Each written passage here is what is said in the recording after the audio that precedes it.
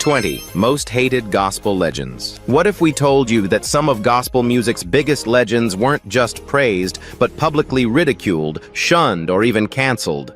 From shocking scandals to boundary-pushing performances, these gospel icons faced backlash not for their lack of faith, but for how they chose to express it. Some broke sacred rules, others broke hearts, and all of them stirred controversy that still sparks debate today. Get ready to uncover the untold truths behind the 20 most hated figures in gospel history. Hit that like button, subscribe to Legends of Black Excellence, and let's dive into the drama behind the praise. Marvin Sapp. Marvin Sapp's story in gospel music is one of extraordinary influence, shadowed by personal loss and public judgment. Born in Grand Rapids, Michigan, Sapp rose to fame as a member of the group Commissioned before launching a solo career that would redefine contemporary gospel. His 2007 anthem, Never Would Have Made It, written in response to the passing of his father, became a spiritual anthem and the longest-running #1 gospel single in Billboard history, staying at the top for 43 weeks. Yet, even as he comforted millions through his music, Sapp found himself at the center of a storm following the tragic death of his wife, Dr. Melinda Sapp, in 2010. A respected educational leader and co-pastor, Melinda's battle with colon cancer left Marvin as a single father to 3 children. His grieving process was public, heartfelt, and drew sympathy until he remarried in 2013. The new union, just under 3 years after his wife's passing, sparked a wave of criticism from conservative churchgoers and gospel traditionalists who felt he had not mourned long enough. Accusations emerged, claiming he had dishonored his late wife's memory. Others questioned whether his remarriage had begun too soon after her death. Sapp responded firmly, saying he had sought spiritual guidance before moving forward and emphasized that grief is deeply personal. He explained that his new wife brought love and support to his family when they needed it most. Despite the scrutiny, Marvin Sapp never abandoned his calling. He continued preaching, recording, and mentoring. His church, the Chosen Vessel Cathedral in Fort Worth, Texas, stands as a testament to his ongoing ministry.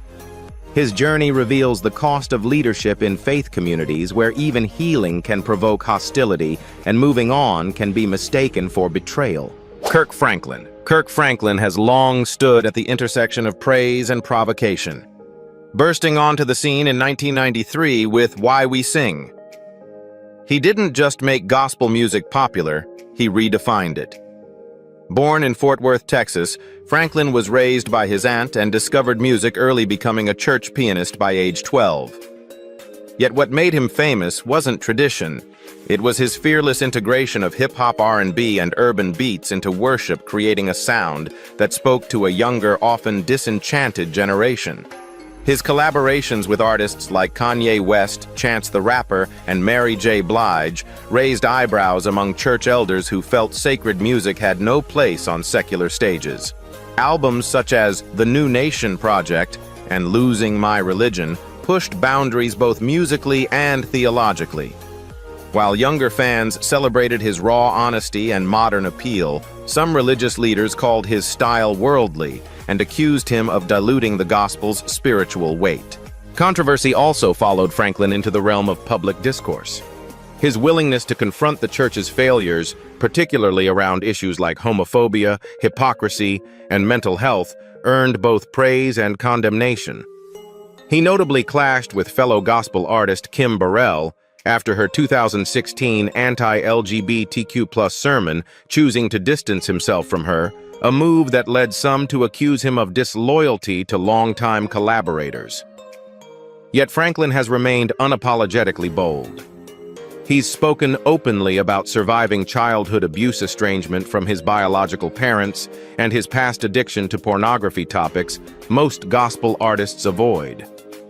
Through his vulnerability, he's made gospel music feel human, not just holy. For every hymn he's modernized and every taboo he's touched, Kirk Franklin has paid a price. But his resilience has proven that sometimes the most hated voices are the ones forcing the conversation that needs to happen. Kim Burrell. Kim Burrell's name was once synonymous with vocal excellence in gospel music. Born in Houston, Texas, she rose to prominence in the 1990s with her soulful, jazz-infused approach to gospel singing. Her debut album, Try Me Again, set her apart as a virtuoso, and by the early 2000s, she had collaborated with top-tier artists across genres, including R. Kelly, Stevie Wonder, and Kirk Franklin. Her tone control and improvisational skill made her a sought-after performer and a mentor to younger singers. However, her career took a sharp downturn in 2016 after a sermon at her church went viral. In it, Burrell made inflammatory statements about homosexuality, referring to it as a perverted spirit and warning of divine judgment for LGBTQ+ individuals. The backlash was immediate and intense. She was swiftly disinvited from a scheduled performance on The Ellen DeGeneres Show, and her collaboration with Pharrell Williams on the Hidden Figures soundtrack was severed. Major media outlets, artists, and advocacy groups condemned her rhetoric as hateful and dangerous. Even within the gospel community, reactions were split. Kirk Franklin, a previous collaborator, publicly disagreed with her message while stopping short of ending their professional relationship. Gospel radio stations quietly removed her tracks from rotation, and churches that once welcomed her rescinded invitations. Burrell initially doubled down, calling her words scriptural truth. Later, she claimed her remarks had been misunderstood and misrepresented. Yet the damage to her mainstream appeal was profound.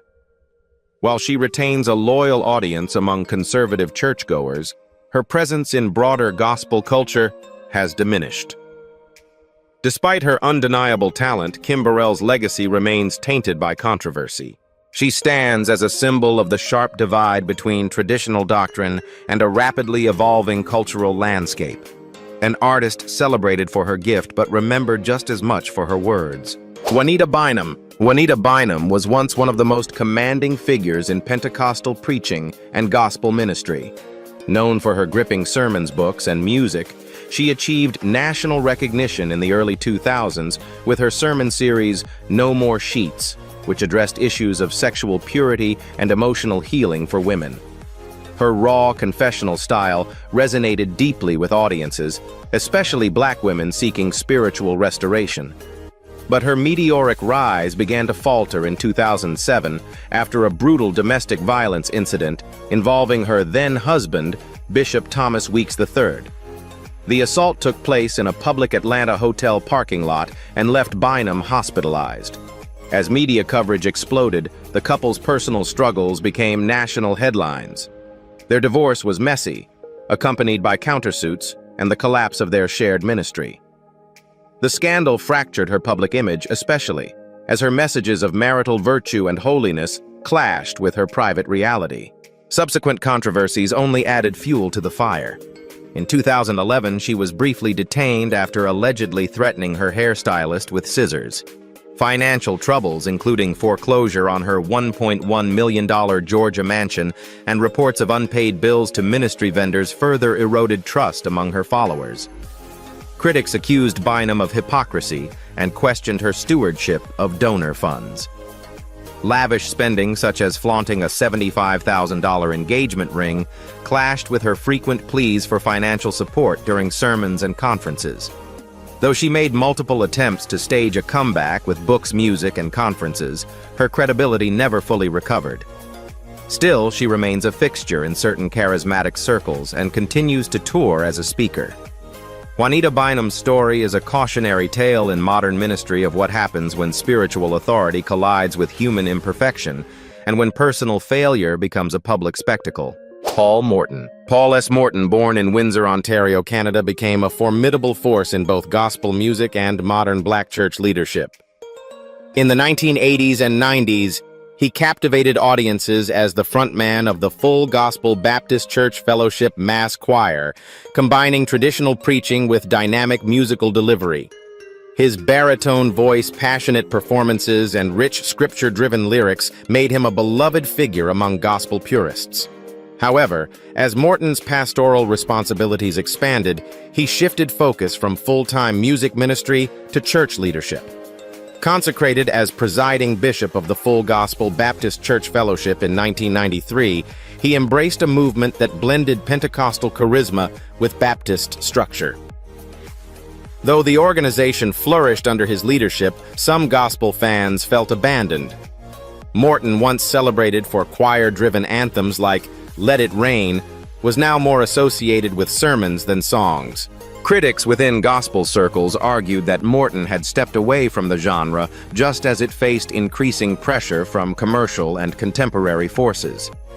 Fans lamented the loss of his voice in a time when gospel's sonic identity was shifting. Others accused him of elevating prosperity theology, pointing to his polished image and growing influence in national church politics. Morton, however, never entirely left music. He sporadically released solo projects such as Legacy Live in New Orleans, blending worship and exhortation. In interviews, he defended his transition as divinely guided, emphasizing that leadership and music are not mutually exclusive. Though not scandal-ridden, Morton's legacy is debated. Some see him as a visionary who expanded gospel's reach through institutional reform. Others miss the passionate vocalist they once relied on for Sunday inspiration. In bridging gospel artistry and ecclesiastical authority, Paul Morton walked a narrow road honored by many, but questioned by those who preferred him behind a mic rather than a pulpit. Yolanda Adams. Yolanda Adams, known for her radiant soprano and elegant stage presence, became a symbol of modern gospel's global reach. Hailing from Houston, Texas, she first emerged in the late 1980s with albums like Just As I Am, and solidified her standing with the Grammy-winning Mountain High, Valley Low in 1999. Songs like Open My Heart and The Battle Is the Lord's showcased her ability to blend gospel theology with soulful R&B-flavored melodies. But Adams' crossover success came with its share of backlash. As she graced daytime television award shows and national talk shows, some gospel traditionalists accused her of compromising spiritual purity for commercial gain. Her long-running radio show, The Yolanda Adams Morning Show, 2007 to 2018, often leaned into lifestyle content discussing wellness relationships and pop culture, prompting critics to question if she was veering too far from ministry. Tensions escalated when she performed at non-religious events and collaborated with secular figures like Donnie Wahlberg. While her aim was to inspire beyond church walls, some questioned whether she was softening gospel's core message. Her style, graceful, non-confrontational, and media-savvy, was seen by detractors as lacking the fire and fervor associated with old-school gospel. Yet Adams consistently stood her ground. She asserted that her mission was to minister in every room, not just in sanctuaries. She rejected the idea that faith must be confined to religious spaces, and her albums continued to feature spiritually rich material even when paired with contemporary arrangements. In the eyes of her critics, Yolanda Adams diluted tradition. But to her admirers, she expanded gospel's influence while upholding its message of hope and grace. Her journey illustrates the cost of reaching wider audiences in a genre where authenticity is policed with divine intensity. Donnie McClurkin. Donnie McClurkin, a Grammy-winning gospel powerhouse, is known for timeless hits like Stand and We Fall Down, songs that became spiritual lifelines for millions. Born in Copiague, New York, McClurkin emerged from personal tragedy, childhood abuse, familial loss, and trauma to become a global minister of healing and restoration. His compelling voice and emotive storytelling earned him accolades, international tours, and widespread church support. Yet his candid revelations about his sexuality turned him into one of gospel's most controversial figures. In interviews and sermons over the years, McClurkin has publicly shared that he experienced same-sex attractions and believed he was delivered from homosexuality through prayer. He characterized being gay as a sin and a spiritual struggle, igniting a cultural firestorm. The backlash reached its peak in 2007 when he was invited to perform during Barack Obama's Embrace the Change gospel tour. LGBTQ+ activists protested his inclusion, citing his past statements comparing homosexuality to perversion and spiritual bondage. Although McClurkin performed, the incident left a permanent divide. While traditional Christians rallied behind him, progressive faith communities and gay gospel artists felt deeply hurt. Despite the outcry, McClurkin never retracted his beliefs. He maintained that he spoke only from personal experience, not condemnation. Still, critics argued that his messaging caused harm, particularly to young LGBTQ+ individuals grappling with faith and identity. Musically, McClurkin continued to thrive within conservative circles. His live albums, pastoral work, and frequent church appearances kept him at the center of traditional gospel worship. But his name remains emotionally charged in discussions about sexuality and religion. To some, he is a brave man testifying to God's transformative power. To others, he represents a theology that alienates and wounds. Donnie McClurkin's legacy is not just about music. It's a mirror reflecting gospel's ongoing struggle between redemption and rejection. Ty Tribbett stormed into gospel music with a force that was impossible to ignore. Known for his electrifying stage presence and genre-bending sound, the Camden, New Jersey native led Ty Tribbett and G.A. to fame with songs like Victory and Everything Will Be All Right. With high-octane energy and raw vulnerability, he quickly became a beacon for a new generation of worshipers craving authenticity over tradition. However, in 2009, his personal life imploded in public view. After publicly promoting faithfulness and marriage, it was revealed that Tribbett had engaged in an extramarital affair with a choir member, while his wife Shantae had also been unfaithful. The news devastated fans who saw their relationship as a model Christian union. Although the couple attempted reconciliation, their marriage ended in divorce in 2014. Adding to the surprise, Tribbett remarried just 2 years later to Sherry Woods, a former background singer in his ministry. Some supporters were blindsided, questioning his transparency and spiritual leadership. In a genre that demands moral uprightness, many felt betrayed. Though he never offered a full public confession, Tribbett addressed his past obliquely in interviews and sermons, admitting failures without diving into specifics. His music, however, began to carry deeper emotional resonance. The 2017 Grammy-winning album Let Them Fall in Love marked a new chapter, less hype, more healing. He also took bold steps by performing at inclusive events like Kirk Franklin's The Exodus, which openly welcomed LGBTQ+ believers. For some, this signaled a shift in Tribbett's tone, less judgmental, more embracing. Still, not all fans approved, and conservative critics accused him of theological compromise. Ty Tribbett's story is not just one of scandal, but of transformation. He represents the evolving face of gospel, messy, flawed, yet still reaching for grace in the chaos of personal and public redemption. Vicki Winans. Vicki Winans is a name that sparks admiration and side eyes in equal measure. Born in Detroit, Michigan into a family of singers, she quickly became a staple in gospel, thanks to her comedic flair, vocal dexterity, and dramatic stage presence. With hits like Shake Yourself Loose and As Long as I Got King Jesus, Winans brought an unmistakable theatricality to the gospel world, complete with dance breaks, wigs, sequins, and unapologetic sass. But for every standing ovation she earned, she also sparked murmurs of disapproval from gospel traditionalists.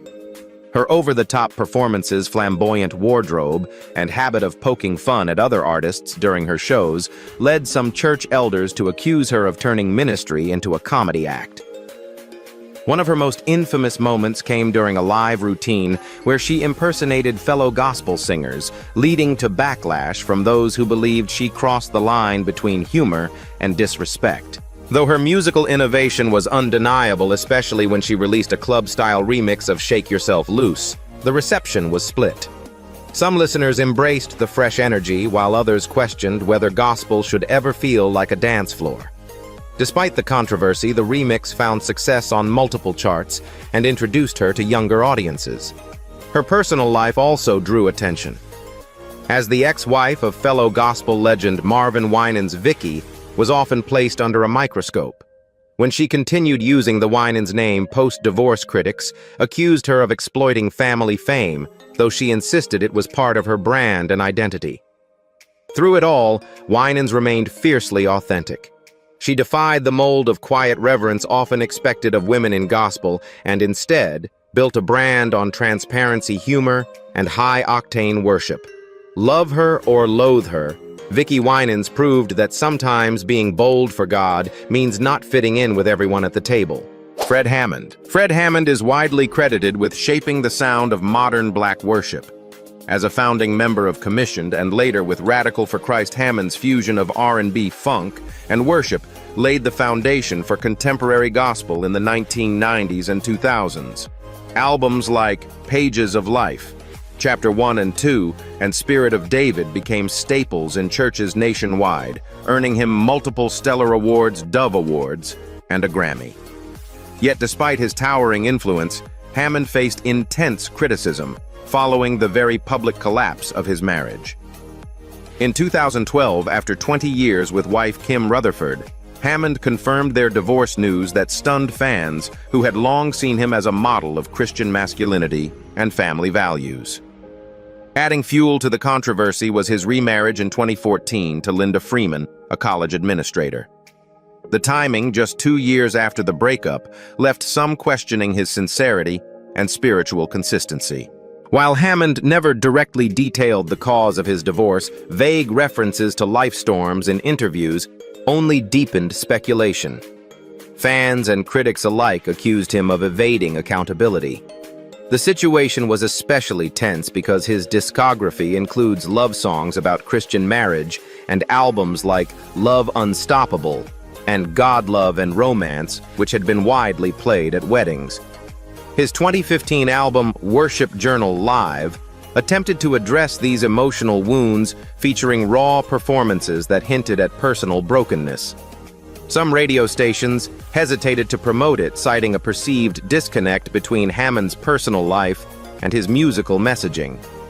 Over time, however, Hammond re-emerged with renewed respect, mentoring younger artists like Jonathan McReynolds and appearing on high-profile gospel platforms. Still, the stain of his divorce lingered for some, especially in a genre where male leaders are held to high moral expectations. Fred Hammond remains a legend. His music transcends, but his personal trials remind fans that even the giants of gospel walk through valleys. Andraé Crouch. Andraé Crouch didn't just sing about salvation, he modernized the very sound of it. Born in 1942 in San Francisco, Crouch grew up immersed in Pentecostal worship, but came of age during America's Cultural Revolution. In the late 1960s, when traditional gospel music still relied heavily on choirs and organs, Crouch exploded onto the scene with a new formula: rock guitars, jazz chords, funky bass lines, and lyrics that could inspire both churchgoers and stadium crowds. His group, The Disciples, broke molds with songs like The Blood Will Never Lose Its Power and Through It All. But not everyone cheered. Traditionalists accused him of watering down the gospel message and courting secular fame. His 1971 album, Keep On Singing, was controversial for featuring drum patterns and production quality more reminiscent of Motown than a Sunday service. By the late 70s, Crouch had crossed over completely, working with pop legends like Diana Ross, Michael Jackson, and Elton John. His contribution to the Color Purple soundtrack and Jackson's Man in the Mirror outraged purists who questioned whether a gospel artist should be involved in Hollywood projects. Some even called for boycotts. Still, Crouch remained unapologetic. He often said that he wasn't compromising the gospel, he was expanding its reach. His vision was validated when he won 7 Grammys and left an indelible imprint on both gospel and contemporary Christian music. Artists such as Kirk Franklin, Israel Houghton, and Tasha Cobbs credit him as a foundational influence.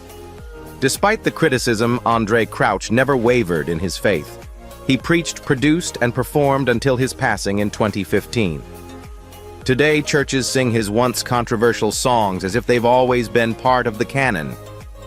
Crouch didn't just change gospel music, he proved that reverence and rhythm could coexist, even if it meant being hated before being hailed. Eddie Long. Bishop Eddie Long once stood as a towering figure in American gospel and ministry. As the senior pastor of New Birth Missionary Baptist Church in Lithonia, Georgia, he oversaw a congregation that ballooned to over 25,000 members. Known for his prosperity gospel preaching and commanding presence, Long hosted global conferences, rubbed shoulders with U.S. presidents, and flew in private jets, symbols of what he claimed was divine favor. But in 2010, his empire crumbled almost overnight. 4 young men filed lawsuits accusing Long of using his spiritual authority to coerce them into sexual relationships, allegedly offering luxury trips, cash, and gifts in exchange for silence and compliance. The allegations were shocking not only because of the abuse of power, but because Long had previously preached vehemently against homosexuality. This perceived hypocrisy sparked outrage across church communities and the public. Although Bishop Long denied the claims, the cases were settled out of court, with undisclosed terms leading many to question his innocence. He never offered a clear public explanation, and the shadow of the allegations never lifted. Attendance at New Birth dwindled, and Long's once flourishing media presence diminished. His physical health declined rapidly, and he died of an aggressive cancer in 2017 at the age of 63.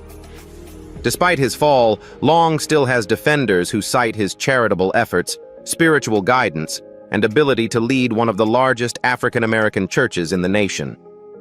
Yet for many, his legacy is permanently tainted by the unresolved nature of the scandal. Eddie Long's story is a cautionary tale about the unchecked power of religious leaders and the dangers of celebrity culture within the church. Once celebrated as a shepherd to thousands, his life ended with more questions than answers, and a legacy mired in contradiction. T.D. Jakes. Bishop T.D. Jakes is one of the most influential black religious figures of the 21st century. As the founder and senior pastor of the Potter's House in Dallas, a 30,000-member megachurch, Jakes built a global platform through fiery sermons, best-selling books like Woman, Thou Art Loosed, and faith-based films that reached box office success. His charisma and business acumen elevated him beyond the pulpit into a spiritual brand. However, with that visibility came intense scrutiny. Jakes's promotion of prosperity theology, the belief that financial blessing is a sign of divine favor, drew criticism from both within and outside religious circles. His multi-million-dollar lifestyle, complete with a 10,000-square-foot mansion, luxury vehicles, and private jet dubbed God's chariot by critics, clashed sharply with the socio-economic reality of many congregants, especially during times of financial crisis. He was further criticized for hosting high-ticket kingdom economics conferences and selling faith-based wealth-building strategies. Detractors accused him of commodifying Christianity and exploiting vulnerable believers seeking deliverance through tithes and offerings. Jakes has also faced pushback for his evolving stances on sensitive social issues.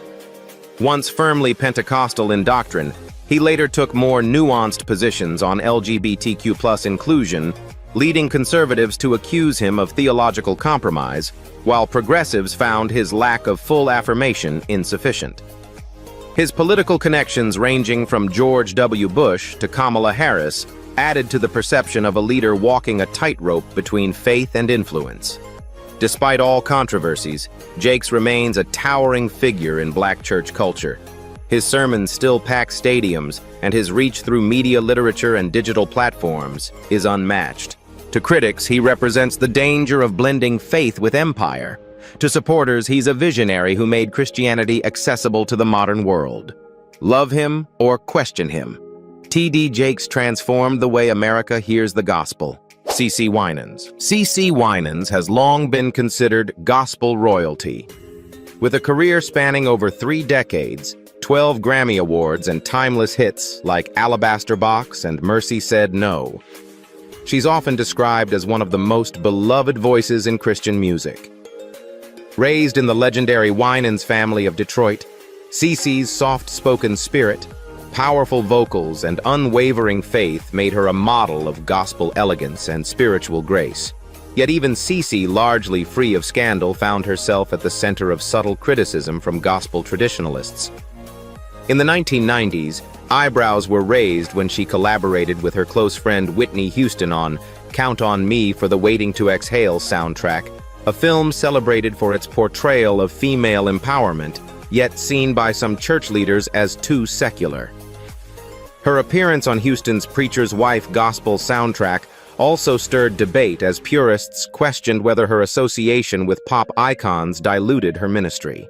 CeCe never flinched under this scrutiny. In interviews, she defended her choices famously saying, "Whitney loved the Lord, and music is music.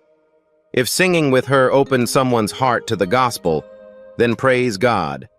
Her stance revealed a deeper divide in gospel, the tension between protecting the sacred and expanding its reach.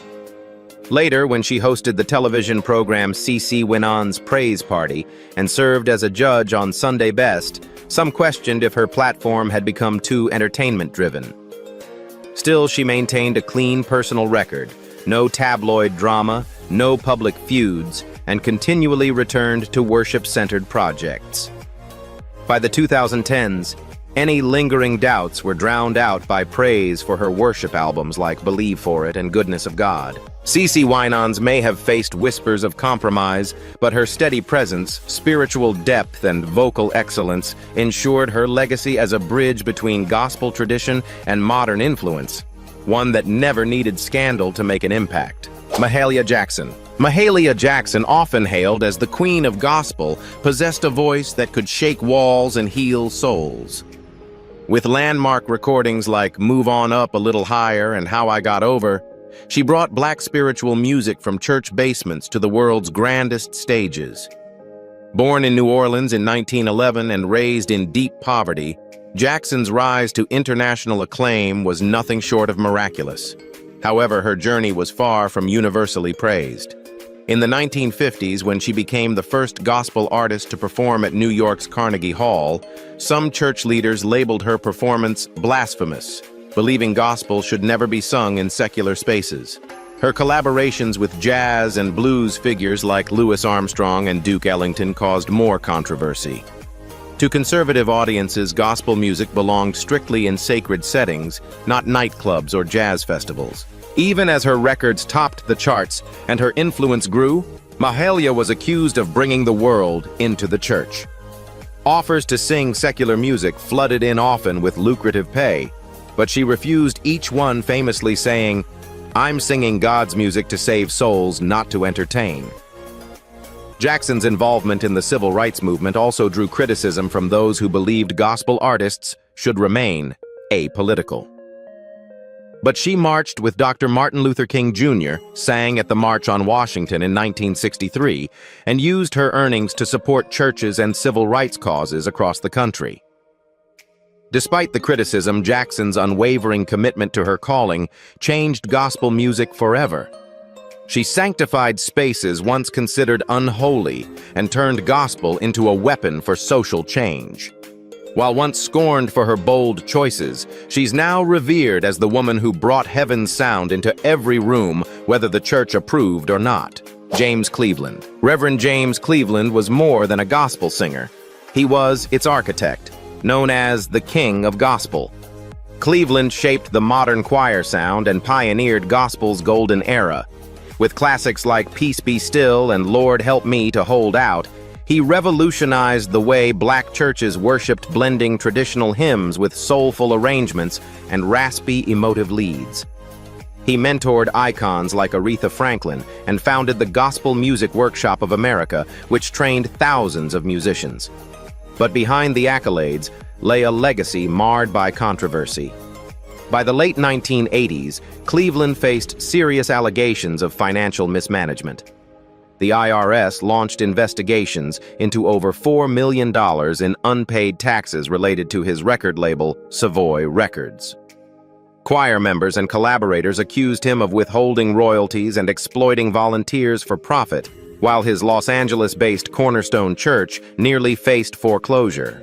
His personal life also stirred whispers, especially regarding his sexuality, an unspoken subject in the gospel world at the time. Though Cleveland never addressed these rumors publicly, his death from AIDS-related complications in 1991 fueled long-standing speculation. To some conservatives, this cast a shadow on his ministry. To others, particularly queer gospel artists, he became an unspoken symbol of the church's hidden contradictions. Despite the scandals, Cleveland's musical genius remained untouchable. His call-and-response arrangements, fusion of spirituals and soul, and ability to command massive choirs became the template for generations. His influence is embedded in nearly every gospel church service today. James Cleveland's story is one of immense brilliance shadowed by silence and controversy. He built a sound that moved millions while living in a world that never fully embraced all of who he was. His legacy forces the gospel world to confront the uneasy truth. Sometimes the vessel is flawed, but the message still delivers divine power. Shirley Caesar. Shirley Caesar is gospel music's living legend. A powerhouse vocalist, preacher, and cultural icon whose voice has echoed through sanctuaries for over 6 decades. From an early start with the Caravans to a commanding solo career, Caesar became known for electrifying performances of songs like Hold My Mule and No Charge. Her ability to turn a sermon into a song and a song into a sermon set her apart as both minister and messenger. Yet even a woman of her stature has not escaped controversy. In 1987, at the height of her gospel fame, Caesar made the unusual move of entering local politics. She was elected to the Durham, North Carolina City Council, a decision that baffled and upset some within her religious base. Critics questioned whether her political involvement would distract from her spiritual calling, especially when she began advocating for public policies related to education, housing, and economic equity. While her activism was rooted in faith, some gospel traditionalists believed that mixing ministry with politics blurred sacred lines. There were quiet murmurs that her time in office compromised her role as a spiritual leader. Some questioned her musical direction during this time, especially as she began releasing socially conscious tracks that addressed issues beyond the church pew. Still, Caesar remained steadfast. She often said, "If preachers don't get involved in politics, who will?" Her leadership in both realms broke barriers for Black women in the church and in public service. Today, as more pastors embrace activism, Caesar's controversial move now looks prophetic. Though the criticism never silenced her, it did reveal the challenges faced by women navigating leadership in both sacred and secular spheres. Shirley Caesar is more than a gospel singer. She's a faith leader who dared to serve her people in the pulpit and beyond, even when the church wasn't ready for it. The Clark Sisters. The Clark Sisters. Jackie Denise Elbernita. Twinkie. Dorinda and Karen didn't just sing gospel, they re-engineered it. Born to the legendary choral director Dr. Mattie Moss Clark in Detroit, the sisters brought fierce harmonies, jazz-fused chords, and blazing Pentecostal energy to the forefront of gospel music. Their 1981 crossover hit, You Brought the Sunshine, brought them mainstream visibility charting on R&B and dance stations at a time when gospel was expected to stay confined within church walls. But their innovation came at a cost. As their popularity rose, criticism from traditional church circles exploded. Pastors accused them of sounding too secular, comparing their bass lines to disco grooves and equating their sequined outfits with worldly vanity. Twinkie Clark's use of synthesizers and funk-infused arrangements on tracks like My Living in Vain and Blessed and Highly Favored were groundbreaking, but for many purists, they represented a dangerous blending of the sacred with the secular. Some churches even banned their music, fearing it would corrupt the youth. The sisters' modern fashion permed hair makeup and stage-ready glam was also a target, especially among Kojic Church of God in Christ traditionalists who expected modesty in ministry. Despite the backlash, the Clark sisters stood their ground. Their mother famously defended them, insisting that the anointing wasn't defined by sound or style, but by spiritual intent. Over time, the very innovations they were condemned for became standard in gospel. Artists like Mary Tasha Cobbs and even Kirk Franklin credit the sisters as foundational influencers. Today, You Brought the Sunshine is celebrated as a gospel classic, and their harmonies remain unmatched. The Clark sisters transformed gospel not by abandoning its roots, but by showing it could evolve without losing power. Hated by many in the beginning, they're now revered as the very heartbeat of contemporary gospel. Albertina Walker. Albertina Walker, hailed as the Queen of Gospel, was a force of soul, elegance, and spirit. Rising to fame in the 1950s as the founder of the Caravans, she mentored future stars like Shirley Caesar and Inez Andrews, while carving out her own path with thunderous vocals and a deep, commanding stage presence. Her signature songs, "Please Be Patient with Me and I Can Go to God in Prayer," became foundational to gospel worship services across America. Yet despite her revered status, Walker faced recurring criticism from some in the gospel world, who believed her style strayed too close to theatricality. She often delivered her performances with tearful crescendos, sweeping hand gestures, and shimmering gowns that some church leaders considered too flamboyant. Her tendency to step away from the microphone and belt unamplified high notes was seen by critics as grandstanding, a move more fit for showbiz than sanctified spaces. Walker also drew ire for occasionally performing in secular venues like the Regal Theater in Chicago, sharing lineups with jazz and blues acts. To conservative gospel fans, this crossed a line. They argued gospel should never share space with worldly entertainment, and even questioned her motives. Was it worship or applause she was after? But Walker never apologized for her expression. "If David could dance before the Lord with all his might, why can't I sing with all of mine?" she once declared. Her passion, she insisted, came not from ego, but from deep, unshakable faith. By the 1980s and 90s, the criticisms faded as her influence became indisputable. She received multiple awards, performed for presidents, and remained a bridge between traditional gospel and its modern expressions. Albertina Walker's legacy is clear. She didn't just lead gospel music, she lived it out loud with every note, every tear, and every robe glittering with conviction. So now we ask, were these gospel legends truly hated for their flaws? Or were they simply bold enough to challenge tradition, from blazing new musical paths to living out messy human faith in public? Each of these icons left behind more than controversy, they left impact. Whether you admire their courage or question their choices, one thing is certain: they reshaped gospel forever. Do you believe gospel should evolve with culture or stay rooted in the old ways? Drop your thoughts in the comments, and don't forget to like, share, and subscribe to Legends of Black Excellence for more powerful stories.